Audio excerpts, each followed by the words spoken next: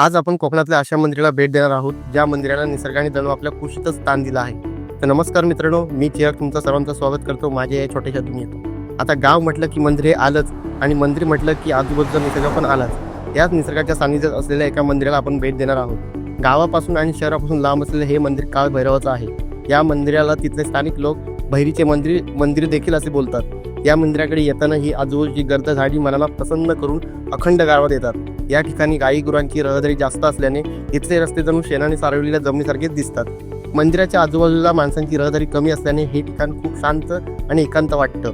मंदिराच्या आतमध्ये प्रवेश केल्यानंतर समोर गाभाऱ्यात आपल्या 2 जुळ्या पिंड दिसतात आणि बाहेर बघितलं तर गणपती, नागदेवता, काळभैरव आणि योगेश्वरी या देवांच्या सुबक मूर्त्या आपल्याला पाहायला मिळतात. हे मंदिर पुरातन आणि स्वयंभू असल्यामुळे अनेक लोकांचे श्रद्धास्थान आहे. काळभैरव हा भगवान शंकरांचा 5वा अवतार मानला जातो. वेळ आणि काळ यावर नियंत्रण ठेवणारा देव म्हणजे काळभैरव असे याला संबोधले जाते. आणि योगेश्वरी हे देवी दुर्गा किंवा आदिशक्तीचे रूप आहे. हा एक माता पार्वतीचा अवतार देखील मानला जातो.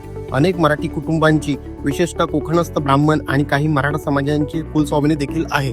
इथली जुनी उंच झाडे मंदिराच्या अस्तित्वाची नक्कीच जाणीव करून देतात. जर का तुम्हाला शांत आणि एकांत वेळ घालवायचा असेल तर तुम्ही या मंदिराला नक्की भेट द्या. आणि हे ठिकाण कुठे आहे हे जाणून घ्यायचे असेल तर नक्की कमेंट करा.